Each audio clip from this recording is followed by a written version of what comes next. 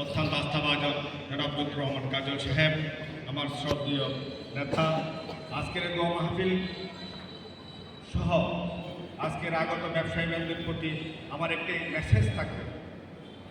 আমরা যার যেখানে ব্যবসা করি সেখানে সনাতন ধর্ম রয়েছে, মুসলিম ধর্ম রয়েছে, বুদ্ধিস্ট ধর্ম রয়েছে, সর্বশ্রেণীর পেশাজীবী মানুষ ব্যবসা করে।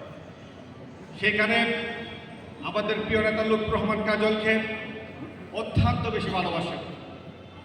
গতবার যারা বিএনপি সরকার ক্ষমতা ছিল, আইন শৃঙ্খলা কমিটিতে মেম্বার রেখেছিল। আমি আশা রাখি আগামী দিনে এই বিএনপি সরকার আপনাদের ভোটে নির্বাচিত হয়ে প্রতিনিধিত্ব করবেন, ব্যবসায়ীদের সকল দুঃসময়ে যেভাবে ছিলেন আগামীতেও পাশে থাকবেন এই আশা ব্যক্ত করেন।